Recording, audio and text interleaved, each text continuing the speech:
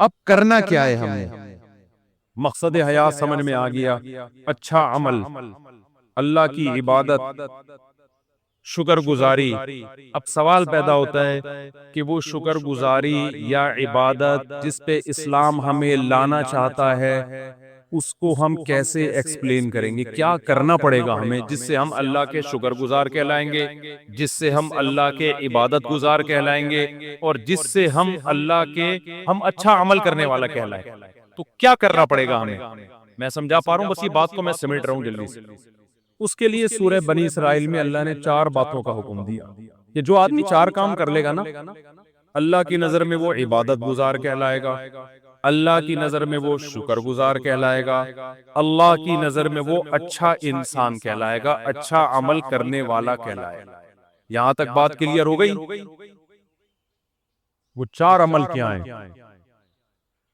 سب سے پہلا، دیکھو یہ اچھے عمل کا مطلب نہیں ہے کہ آپ سی اے کرنا چھوڑ دیں، میری تقریر کا یہ ہرگز مطلب نہ سمجھیں کہ آپ اپنے بچوں کی بالکل بھی ٹینشن لینا چھوڑ دیں اور اسکولوں سے نکال کے ان کو ٹماٹر بیچنے پہ لگا دیں۔ ایسا نہ ہو میرے بیان کے بعد کوئی بچہ او لیول کر رہا ہو، ابا کہے بیٹا دنیا مسافر خانہ ہے، ٹماٹر بیچ۔ ٹینشن تو لینی نہیں ہے، میں بلا وجہ 9 سال تک ٹینشن لیتا رہا، او لیول کی فیسیں بھرتا رہا، اور تجھے چارٹرڈ اکاؤنٹنٹ بنانے کی اور کمپیوٹر کا سافٹ ویئر انجینئر بنانے کی اور امریکہ بھیجنے کی اور تاجر بنانے کی، اور اس کو آج پتا چلا دنیا کیا ہے؟ مسافر خانہ۔ لہذا یہ ریڑھی لے اور ٹماٹر بیچ۔ بچہ کہے گا جب مسافر خانہ ہے تو ٹماٹر بیچنے کی بھی کیا ضرورت ہے؟ کیونکہ آج کے بچے بہت ہوشیار ہیں، وہ آپ سے ایک قدم آگے جائیں۔ وہ کہیں گے ابا پھر ٹماٹر بیچنے کی بھی تکلف کی کیا ضرورت؟ بیٹھ جاتے ہیں کسی درگاہ پہ جا کے، کچھ نہ کچھ لنگر بٹ رہا ہوتا ہے نا، تو ہمیں بھی مل جائے گا، مسافر خانہ ہے نا۔ وہ ایک آدمی نے اشتہار دیا کہ ایک ویکینسی ہے، ملازمت ہے، تو اس میں تنخواہ تو نہیں ہوگی لیکن 2 ٹائم کا کھانا فری ہوگا۔ 2 ٹائم کا کھانا کیا ہوگا؟ فری ہوگا۔ بندہ چلا گیا، بے روزگار بہت ہیں بیچارے، انہوں نے کہا چلو تنخواہ نہیں ہوگی 2 ٹائم کا کھانا تو ملے گا۔ تو پوچھا جی کام کیا ہے؟ اس نے کہا داتا دربار سے جا کے نا لنگر بٹرا ہوتا ہے، 2 بریانی کی شاپریں لے کر آنی ہے، ایک خود کھائے گا ایک میں کھاؤں گا۔ لنگر بٹرا ہوتا ہے، 2 بریانی کی شاپریں، 2 صبح اور 2 رات، تو ایک تو کھائے گا ایک میں کھاؤں گا، تو 2 وقت کا کھانا کیا ہو گیا؟ اس نے کہا میں خود ہی وہاں جا کے نہیں کھا لوں پھر بیٹھ کے۔ یہ مائنڈ، یہ ہے بزنس مائنڈ۔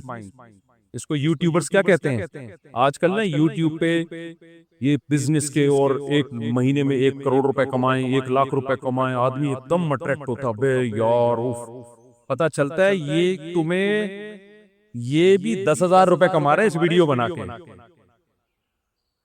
اس پہ ایڈ چلتے ہیں جس سے اس کی 10,000 آمدن ہوتی ہے، اور تمہیں 1 لاکھ کی ترغیبیں دے رہا ہے۔ تمہیں کس کی ترغیبیں دے رہا ہے؟ اس لیے اتنا زیادہ ان لوگوں کو فری کرانے کی ضرورت نہیں ہے۔ ایسا لوگ ڈپریشن میں جا رہے ہیں۔ مسقط میں ایک صاحب ہیں، وہ روزانہ ہر تھوڑے دن کے بعد مسقط میں یہ کر لو، مسقط میں نے مسقط میں رابطہ کیا، میں نے کہا یہ تاجر آدمی ہے، یہ بڑی، یہ بیچارہ بالکل فارغ ہو گیا، اس کو کوئی سن نہیں رہا، تو اس نے سوچا پیسے کمانے کا یہی طریقہ ہے۔ پاکستان میں تو اب لوگ مایوس ہوئے ہیں، تو مسقط میں یہ، انہوں نے کہا ہم مسقط میں رہتے ہیں، کچھ بھی نہیں ہے، لیکن یہ نہیں بتائے گا، آپ خود جاؤ تحقیق کرو تو پھر پتہ چلے گا۔ تو اب آپ نے دنیا کو سمجھ لیا مسافر خانہ۔ جی مفتی صاحب نے کہا ہم آخرت کے لیے پیدا ہوئے ہیں، اور یہ both are made for each other بھی نہیں ہے، اور ابا کے لیے بھی نہیں بنے، اماں کے لیے بھی نہیں بنے، بچوں کے لیے بھی نہیں بنے۔ تو اس سے تو رہبانیت آئے گی نا، رہبانیت، دنیا کو لات مارنا آئے گا، پھر ہم تو ترقی میں اور پیچھے رہ جائیں گے۔ کیا خیال ہے؟ گورا تو پھر ہمیں اور غلام بنا لے گا، تو ہم اللہ کی عبادت تو بعد میں ہوگی، پہلے کس کی عبادت شروع ہو جائے گی؟ گورے کی، جو کر رہے ہیں ہم بھکاری کیوں ہیں؟ سائنس ٹیکنالوجی میں اگر ہم آگے ہوتے تو بھکاری ہوتے؟ تو اسلام کسی ایسی بات کا حکم دے سکتا ہے جس سے آپ اور بھکاری بن جاؤ؟ کیا خیال ہے؟ اکاؤنٹنگ کا علم تو اسلام نے سکھایا سب سے پہلے۔ سورہ بقرہ کی سب سے لمبی آیت اکاؤنٹنگ کی فضیلت میں نازل ہوئی ہے، قرآن کی سب سے لمبی آیت، سورہ بقرہ کی بھی نہیں، پورے قرآن، جس میں اللہ نے معاملات کی لکھت پڑھت کا حکم دیا ہے تاکہ جھگڑا نہ ہو۔ تو چارٹرڈ اکاؤنٹنٹ یہی تو کرتا ہے کہ جھگڑے سے بچاتا ہے۔ کیا خیال ہے بھائی جان؟ تبھی اکاؤنٹنگ کے علم کی بنیاد سب سے پہلے مسلمانوں نے رکھی ہے، گوروں نے مسلمانوں سے لیا یہ علم۔ تو مسافر خانے کا یہ قطعاً مطلب نہیں ہے کہ آپ سب بچوں کو کس پہ لگا دیں، ٹماٹر بیچنے پہ لگا دیں۔ پھر مسافر خانے کا مطلب کیا ہے؟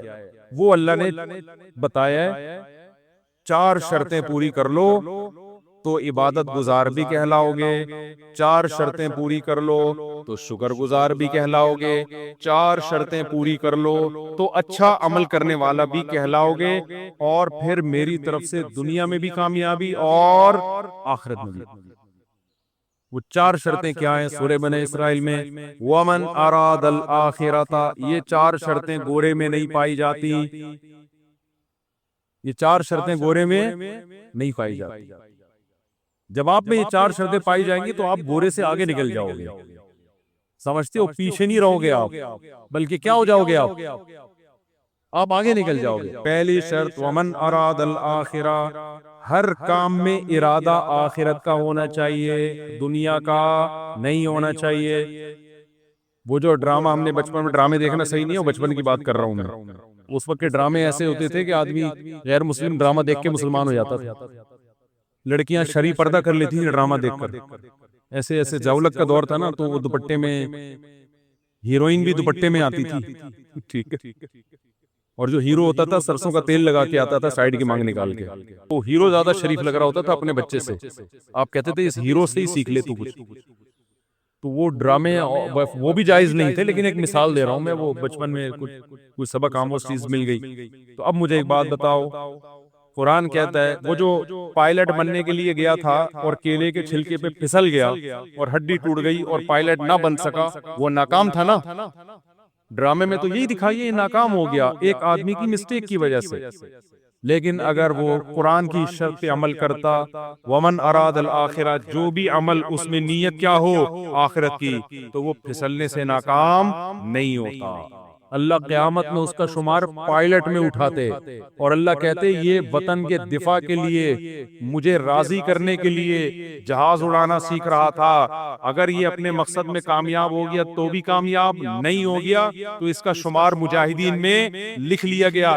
نبی صلی اللہ علیہ وسلم نے فرمایا ارمو بنی اسرائیل ارمو فإن اباکم کان رامیا، صحابہ سے فرمایا تیر اندازی سیکھو، اس لیے کہ تمہارے باپ اسماعیل تیر انداز تھے، تو ہمارے نبی نے تو ہمیں دفاع کا حکم دیا ہے۔ آپ صلی اللہ علیہ وسلم نے فرمایا الخیل معقود فی نواصیھا الخیر الی یوم القیامہ، گھوڑے کو نبی نے عزت دی اس لیے کہ اس پہ جہاد ہوتا ہے۔ آپ صلی اللہ علیہ وسلم نے تیر اندازی کی فضیلت بیان کی، نشانہ بازی کی۔ قرآن میں آتا ہے اعدوا لهم ما استطعتم من قوہ، دشمن اسلام کے خلاف جتنی طاقت اکٹھی کر سکتے ہو کرو۔ نبی نے فرمایا الا ان القوۃ الرمی، فرمایا طاقت سے اللہ کی مراد ہے پھینکنے کی صلاحیت بڑھاؤ، اپنی تیر کی صلاحیت۔ تو جہاز بھی تو بم پھینکتا ہے نا لے جا کے، سمجھ میں نہیں آ رہی میرا خیال بات؟ ترہبون بہ عدو اللہ وعدوکم، اللہ کہتے ہیں اپنے آپ کو اتنا مضبوط کر لو کہ اپنے اور اللہ کے دشمنوں کو اس سے ڈراؤ تم۔ تو اگر ہمارے پاس پائلٹ ہی مارکیٹ سے شارٹ ہو جائیں تو ہم ڈرا سکیں گے دشمنوں کو؟ ہمارے سارے پائلٹ نکل گئے اللہ اللہ کرنے کے لیے کہ جی ٹماٹر بیچوں گا، مفتی صاحب نے بیان کیا دنیا مسافر خانہ ہے، لہذا ہم کیا کریں گے؟ اب ٹماٹر بیچیں گے، اب ہم پائلٹ بھی نہیں بنیں گے، اب ہم ٹماٹر بیچیں گے۔ تو ہماری ایئر فورس کی ایسی کی ٹیسٹ، اب جب انڈیا آئے گا حملہ کرنے کے لیے تو ٹماٹر پھینکیں گے نا ہم جہازوں پہ، اور ہمارے پاس تو ٹماٹر ہی ہوں گے، کیا کیا ہے۔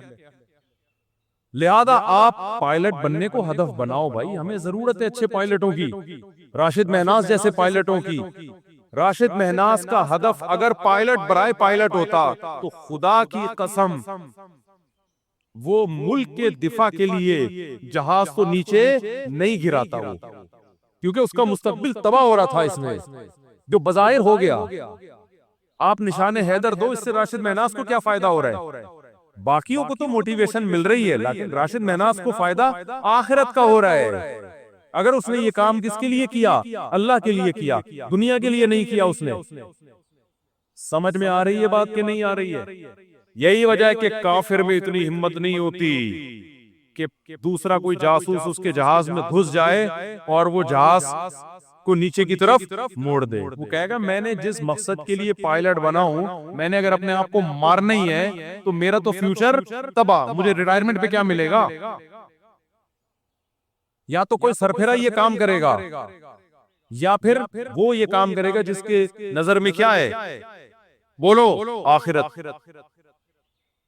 تو آپ بچوں کو پائلٹ بھی بناؤ بھائی، آپ چارٹرڈ اکاؤنٹنٹ بھی بناؤ، تاکہ دھاندلی نہ ہو ملک کے اندر، تاکہ لوگ ایک دوسرے کا مال غلط حساب و کتاب کر کے کھائیں نہیں۔ تو پہلی شرط اللہ نے کیا بیان کی؟ میں جلدی جلدی بات کو سمیٹتا ہوں۔ وَمَنْ أَرَادَ الْآخِرَةَ، جو کام بھی کرنا ہے نیت کیا کرنی ہے؟ آخرت، اور اچھے سے اچھا کرنا ہے۔ سوال پیدا ہوتا ہے نا، کوئی کہے گا بھائی پھر ٹماٹر بیچنے میں بھی تو آخرت کی نیت ہو سکتی ہے۔ یقیناً ہو سکتی ہے۔ نبی نے فرمایا ایماندار تاجر قیامت کے دن پیغمبروں کے ساتھ، اگر کوئی ٹماٹر بیچ رہا ہے اس نیت کے ساتھ کہ میں لوگوں کے سامنے بھیک نہ پھیلاؤں، تو اللہ کی قسم ٹماٹر بیچنے کا بھی اس کو ثواب بولو ملے گا۔ نیت کیا ہے؟ آخرت۔ پھر وہ دو نمبری نہیں کرے گا ٹماٹر بیچنے میں، پھر وہ ایسا نہیں ہوگا کہ ٹماٹر کی پیٹی میں اوپر اچھے اچھے اندر سڑے ہوئے، وہ یہ گڑبڑ نہیں کرے گا۔ لیکن پھر آپ کو موٹیویشن کیسے ملے گی؟ اس کے لیے نبی نے فرمایا المؤمن القوی خیر من المؤمن الضعیف، طاقتور مومن اللہ کو کمزور مومن سے زیادہ محبوب۔ تو طاقت جسمانی بھی ہو سکتی ہے، سائنس اور ٹیکنالوجی کی قوت بھی۔ طاقت کی ڈیفینیشن یہ ہے کہ آپ وہ کچھ کر سکتے ہو جو دوسرا نہیں کر سکتا۔ تو آپ جب کسی اچھی پوسٹ پہ جاتے ہو تو آپ وہ کچھ کر سکتے ہو جو ایک عام آدمی رکشہ چلانے والا اور ٹماٹر والا نہیں کر سکتا۔ تو آپ اس نیت سے حکومت کی لگام اپنے ہاتھ میں لینے کی کوشش کرو، آپ اس نیت سے ترقی کی کوشش کرو کہ میں پاورفل مسلمان بننا چاہتا ہوں، اور ہمارے نبی کو پاورفل مسلمان وہ کمزور اور ضعیف مسلمان سے زیادہ محبوب ہے۔ اور نبی نے فرمایا مجھے نہیں بلکہ کس کو محبوب ہے؟ اللہ کو زیادہ محبوب۔ بات آ رہی ہے سمجھ میں؟ دوسری شرط قرآن نے کیا بیان کی ہے؟ من اراد الآخرۃ وسعى لها سعیا۔ تو آپ جو کام بھی کر رہے ہو کس کے لیے کرنا ہے؟ آپ نے آخرت۔ دوسری کوشش وسعى، کوشش بھی کرے، صرف نیت کافی؟ آپ نے بیٹھ گئے کہ جی آخرت ملتی ہے محنت کرنے سے، کچھ اچھا یعنی طاقتور بنوں گا میں جناب بیوروکریسی میں جاؤں گا، میں اچھا تاجر بنوں گا، پیسہ کماؤں گا تاکہ مسلمان مضبوط ہوں، میں سائنس اور ٹیکنالوجی کے میدان میں ترقی کروں گا، صرف کس کے لیے؟ اللہ کے لیے۔ یا میں ٹماٹر ہی بیچوں گا، تجارت کروں گا، کس کے لیے؟ اللہ کے حکم کو پورا کرنے کے لیے۔ آخرت نیت ہے میری تاکہ صدقہ کروں، بھیک نہ مانگوں۔ اب کر نہیں رہے آپ، پڑھے ہوئے امتحان آ رہے ہیں، پڑھے ہوئے آپ، جیسے ہمارے کراچی میں لوگ کیا کر رہے ہیں؟ پڑھے ہوئے ہیں نا، کیا خیال؟ ہل ہی نہیں رہے آپ۔ تو اس کا مطلب آپ نے آخرت کی نیت تو کی ہے، وسعا کا مطلب کوشش بولو نہیں کیا آپ نے، تو آپ کا شمار کامیاب لوگوں میں نہیں ہوگا۔ نیتیں کر کے پڑے رہو، ہمت نہ کرو، عمل نہ کرو، تو پھر کچھ نہیں ملنے والا۔ اس نیت پہ اجر ملتا ہے جس میں عمل کرنے کی کوشش کرو، عمل ہو نہ سکے پھر اللہ اجر دے دیتا ہے۔ جیسے وہ پائلٹ جس نے کوشش کی، بیچارہ کیلے کے چھلکے سے پھسل گیا، اس کی نیت ہوگی تو اجر ملے گا، ورنہ نیت برائے نیت سے کچھ بھی حاصل نہیں ہوتا، عمل بھی کرنا پڑے گا۔ تیسری شرط اللہ نے بتائی وسعى لها سعيها، کوشش بھی اخپل طریقے سے نہیں کرنی، کوشش وہ والی کرنی ہے جو اللہ نے بتائی ہے۔ آپ اللہ کو راضی کرنے کے لیے وہ کوشش کرو جو اللہ نے نہیں بتائی، اللہ نہیں مانے گا۔ آج کتنے ایکٹر ہیں، اداکار ہیں، ناچنے والی فنکارہ ہیں، ان سے پوچھا جاتا ہے کہ آپ کو یہ عزت کیسے ملی؟ کہہ رہے بس اللہ کے لیے ہم نے یعنی یہ تو اللہ کا ہم پہ بڑا فضل ہوا، ہم ڈانس کلب میں گئے، ہم نے وہاں ڈانس سیکھا، اور لوگوں کو انٹرٹین کرنے کا ہم ذریعہ، ملک کی ترقی کا ہم ذریعہ بن رہے ہیں۔ اور ایکچولی یعنی نیت ہو سکتا ہے وہ بھی آخرت کی کر رہی ہو کہ لوگ خوش ہوں گے، ڈپریشن ختم ہوگی، اور جناب لوگ ایک انٹرٹین ہوں گے اور ڈپریشن سے نجات ملے گی اور خوشیاں ملیں گی لوگوں کو ہمارے ناچ گانے دیکھ کر۔ تو یہ کوشش تو ہے، ہو سکتا ہے آپ کا جذبہ بھی اچھا ہو، مگر یہ کوشش اللہ کی بتائی ہوئی نہیں ہے، بلکہ اللہ کی طرف سے اس کوشش پر کیا ہے؟ پابندی۔ آپ نے دیکھا ایک آدمی ٹینشن کا مریض ہے، آپ نے چرس کی پڑیا پکڑا دی، اس کو ذرا سٹا لگا تو بالکل ٹھیک ہو جائے گا، ٹھیک ہو بھی گیا، آپ کی نیت بھی اچھی تھی، انسانیت کی خدمت، لیکن اس سٹے پہ آپ کو ثواب بولتے کیوں نہیں ملے؟ آپ سودی بینک میں جاب کرنا شروع کر دیا آپ نے، سودی بینک میں، کہ میں اپنے جو مجھے تنخواہ ملے گی میں اپنے باپ کی خدمت کروں گا، اس کو حج پہ بھیجوں گا، عمرے پہ بھیجوں گا، نیت آپ کی اچھی ہے، ثواب 2 ٹکے کا آپ کو، کیونکہ حرام پیسوں سے باپ کی خدمت کا ثواب نہیں ملتا۔ سمجھ رہے ہو؟ آپ نے رشوت لے کے آپ نے کہا مسجد بناؤں گا، میں نے رشوت آج شراب کباب میں اڑا دی، آج مجھے اللہ نے ہدایت دی ہے، میں ان رشوت کے پیسوں سے مسجد بناؤں گا۔ اللہ اس رشوت کے پیسوں سے مسجد کو قبول نہیں کرتے۔ تو کوشش وہ کرنی ہے جو اللہ نے بتائی ہے۔ ربیع الاول میں آپ نے کنٹینر لا کے روڈ بلاک کر دیا اور جھنڈیاں لگا کے آپ ناچ رہے ہیں ہمارے نبی کی جشن آمد رسول، لوگوں کی گاڑیاں پھنس رہی ہیں، لوگ آفس نہیں پہنچ پا رہے۔ اس کوشش پہ آپ کی نیت اچھی ہو سکتی ہے، ثواب آپ کو نہیں ملے گا، کیونکہ ہمارے نبی تو تہجد کے لیے اٹھتے تھے نا، تو اس کی کوشش کرتے تھے کہ گھر والوں کی آنکھ نہ کھلے گئی، وہ ڈسٹرب نہ ہو۔ سلام کرتے تھے رات کو اگر گھر میں آ رہے ہیں اتنی آہستہ سے کہ جو سو رہا ہے وہ اٹھے نہیں، جاگ رہا ہے وہ جواب دے دے۔ وہ نبی یہ کیسے برداشت کریں گے کہ میرے نام پہ پورے ملک کو آپ محرم پہ امام حسین کے نام پہ موبائل کو سارے سگنل بند ہو جائیں، لوگ ایک ٹینشن میں آ جائیں۔ ملیشیا سے ایک تاجر آئے، ان کی میٹنگ تھی، وہ اتفاق سے محرم میں پہنچے، وہ کہہ رہے ہیں یار ہم کراچی ایئرپورٹ پہ اترے ہوئے کسی کا کسی سے رابطہ ہی نہیں ہو رہا، سگنل سارے کیا ہو گئے بند۔ کہہ رہے ہیں یار ملیشیا میں تو یہ نہیں ہوتا۔ میں نے کہا یہاں تو محرم میں الگ چیزیں پروگرام چلتے ہیں، ربیع الاول میں الگ چلتے ہیں، سفر میں الگ چلتے ہیں، ہر چیز میں ایک الگ ہی۔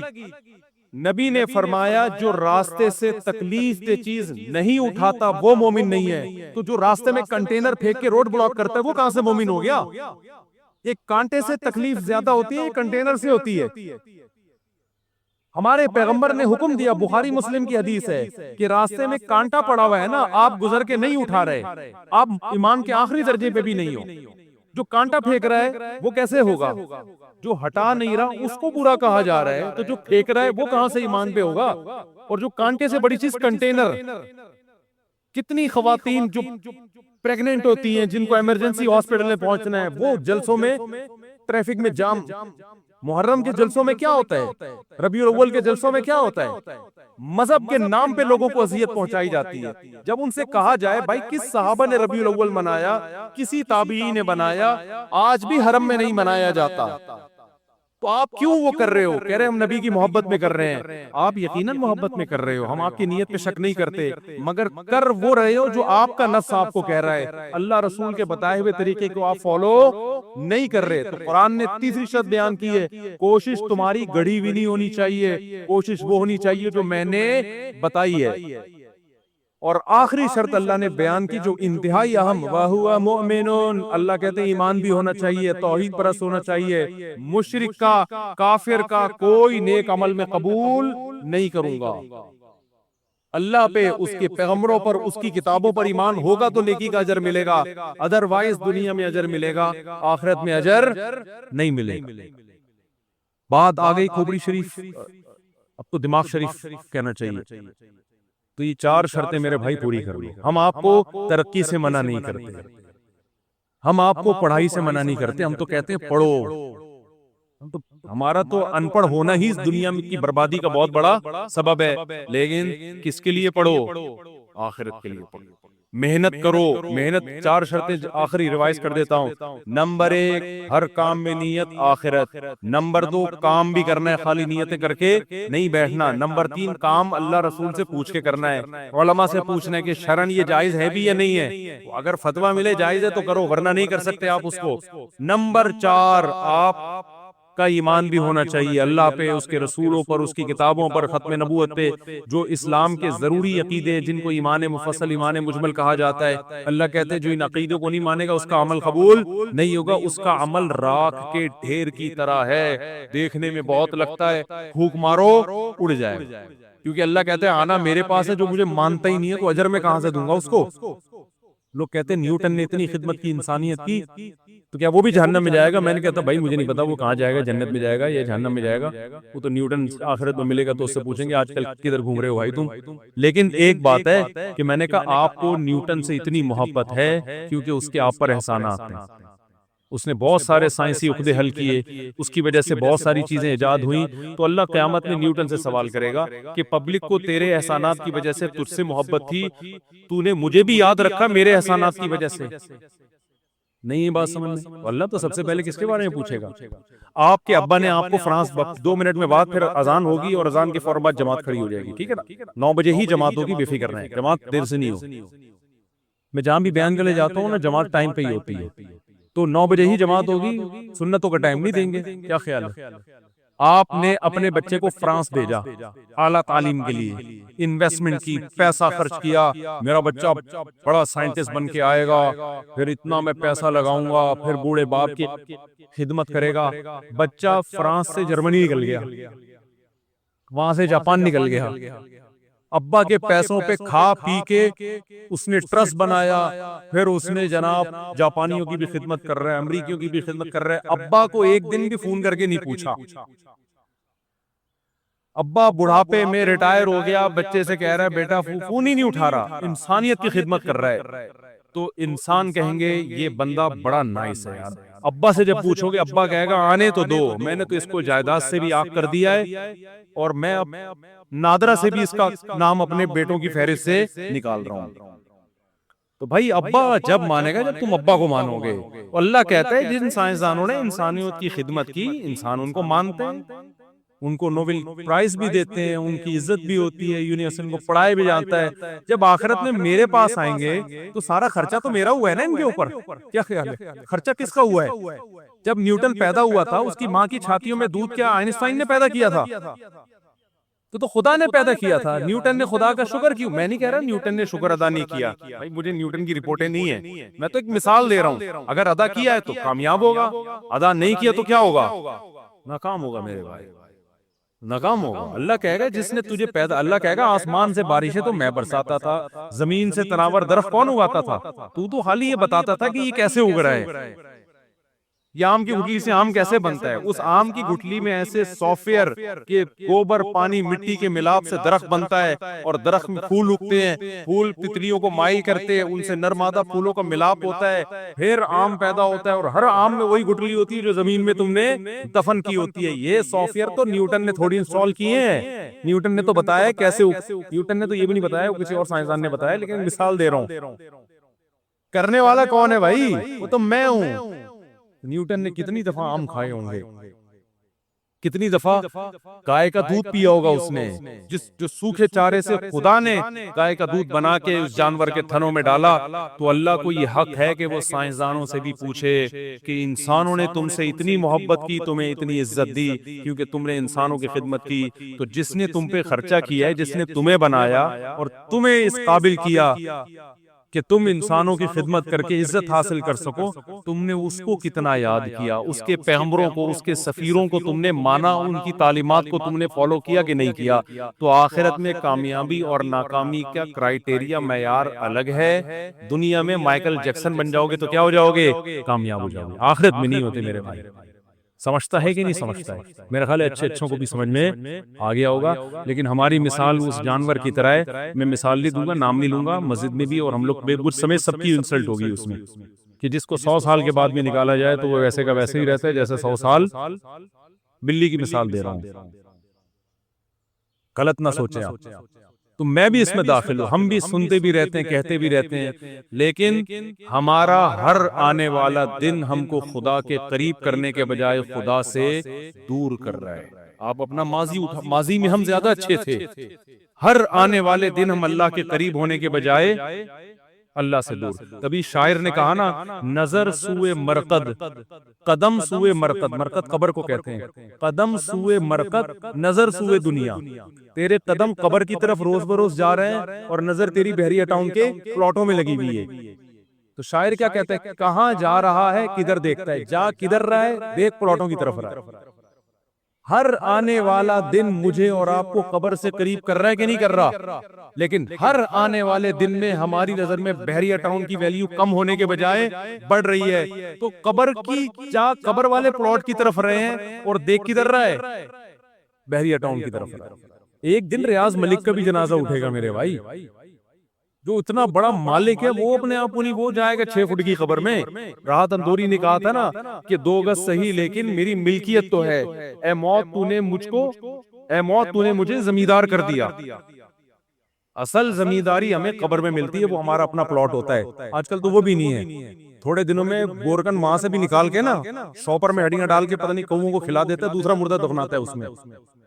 تو جو اپنا تھا وہ بھی اب اپنا نہیں رہا، تو آپ بیریا ٹاؤن کو سمجھ رہے ہو میرا ذاتی پلاٹ ہے، تمہارا ذاتی واتی ڈرامے بازی ہے یہ، اس میں زیادہ یہ بچوں کے کام ہے، جو بچے کھلونے جھنجھونے سے خوش ہو رہے ہوتے ہیں، تو آپ بھی بلڈنگوں سے کیا ہو رہے ہو، جھنجھونے سے خوش ہو رہے ہو، تو یہ خوش نہ ہو، کیونکہ یہ خوشی آپ کو ڈپریشن میں لے کے جائے گی۔ اللہ سمجھنے کی، عمل کی توفیق عطا فرمائے، اور سب سے پہلے مجھے اور آپ۔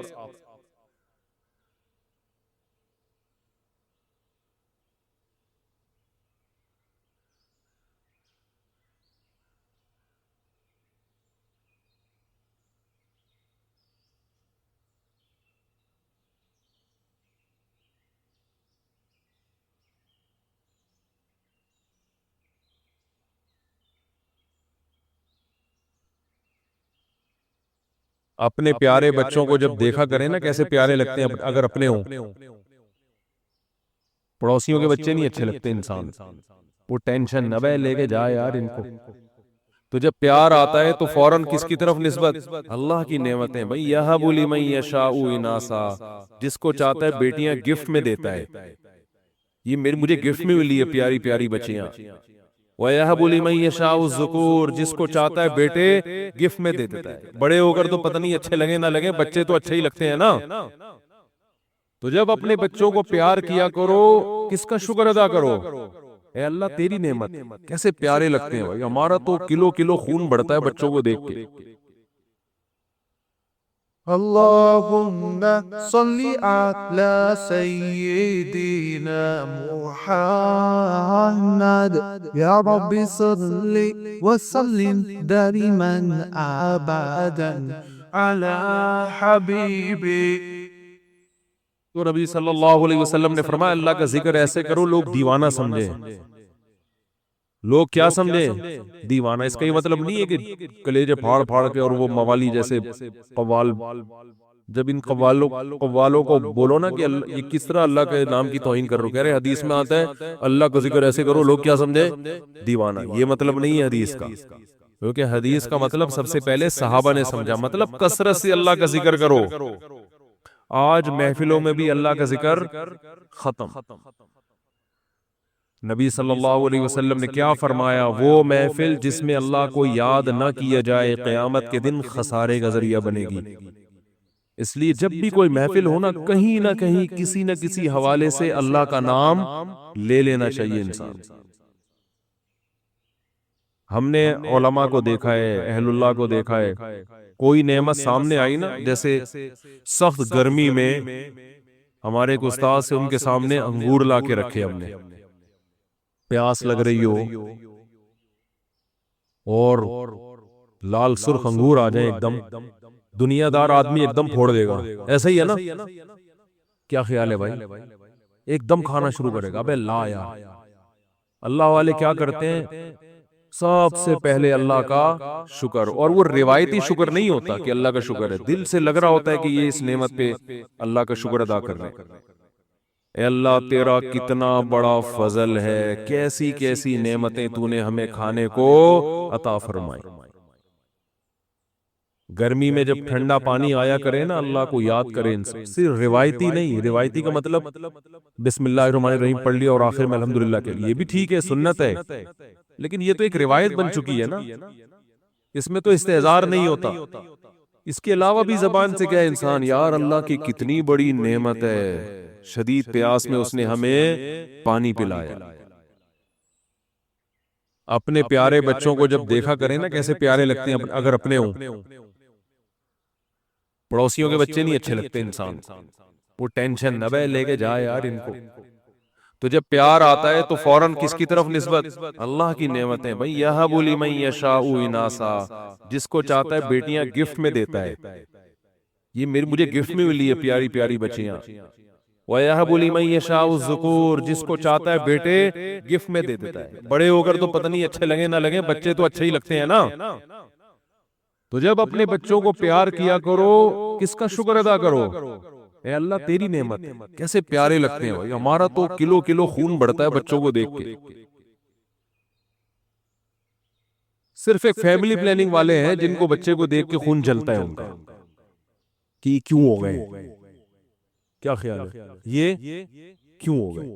اور مجھے دیکھ کے تو اتنا خون جلتا ہے کہ ایک تو میں ہوں بھی چوتھے نمبر پہ. فیملی پلاننگ والے تو کہتے ہیں 2 کے بعد نہیں ہونے چاہیے نا, تو میں کون سے نمبر پہ ہوں؟ چوتھے نمبر پہ اپنے بہن بھائیوں میں. تو ایک تو اس لیے خون جلے گا, یہ تو اس کا تو پیدا ہونا ہی غلط تھا. کیا خیال ہے؟ اصول کے مطابق تو اس کو پیدا ہونا ہی نہیں چاہیے تھا. اس نے تو پیدا ہو کے غربت میں اضافہ کر دیا, کیونکہ 2 کے بعد جتنے ہوں گے غربت میں اضافہ کریں گے نا. اس لیے بھی جلتے ہیں. دوسرا اس لیے بھی جلتے ہیں کہ اس کے اپنے بہت سارے ہیں, اور اس لیے بھی جلتے ہیں کہ یہ بہت سارے بچے پیدا کرنے کی ترغیب بھی دیتا ہے. کیا خیال ہے؟ لیکن فیملی پلاننگ والوں کی جو ملامت ہے وہ میرے دل کے ارد گرد گھومتی ہے, اور میرے دل میں جو بچوں سے محبت ہے اس محبت کی گرمی ان کی ملامت کے تیروں کو میرے دل کے اندر پہنچنے نہیں دے. وہ جاتی ہے فیملی پلاننگ والوں کو جا کے الٹا جا کے لگتی ہے. سمجھتے ہو, میں ان سے کہتا ہوں کہ تم بھی اپنے بچے پیدا کرو تو زندگی سکون میں آئے گی تمہاری. اللہ پہ توکل کرنا سیکھو, اللہ کے بندو اعتماد کرنا سیکھو. خدا کی قسم دولت میں مزہ نہیں ہے, ایک ڈھیلا جیب میں نہ ہو لیکن نظر کس پر ہو؟ اللہ پر ہو. اس میں بڑا مزہ ہے کہ انسان کا جب اللہ سے تعلق ہوتا ہے نا تو پھر غربت میں بہت مزہ آتا ہے. اس کو پتا ہے کہ کھلائے گا کون؟ اللہ. تو وہ ایک بزرگ تھے, ان کے پاس ایک طالب علم پڑھا کرتا تھا, فاقوں میں وقت گزر رہا تھا. تو وہ بچہ جو تھا نا, جب وہ گھر جاتا کھانے وانا ہوتا نہیں تھا گھر میں, تو ماں سے پوچھتا کچھ کھانے کو ہے, تو وہ کہتی نہیں آج ہم اللہ کے مہمان ہیں. دیکھو اللہ کے مہمان کو تو زیادہ ملنا چاہیے نا, مطلب یہ کہ آج ہمیں بس اللہ ہی کھلائے گا. بچہ سمجھ جاتا ہے کہ آج گھر میں کچھ بھی نہیں ہے.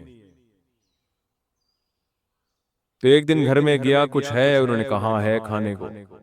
تو کہنے لگا اماں جب تو یہ کہتی ہے نا کہ آج ہم اللہ کے مہمان ہیں, تو اس کلام میں جو لذت ہے وہ کھانے میں نہیں ہے.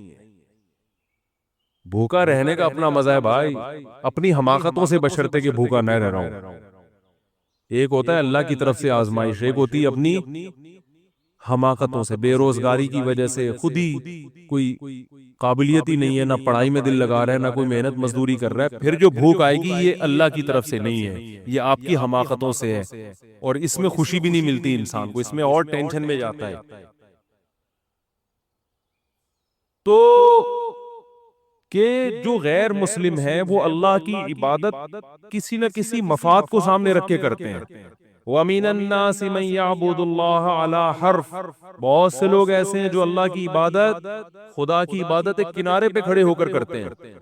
فَإِنْ أَصَابَهُ خَيْرٌ اطْمَأَنَّ بِهِ, اگر فائدہ ہو رہا ہے تو مطمئن, اور اگر آزمائشیں آ رہی ہیں انقلب علی وجہہ, فوراً پلٹ جاتے ہیں.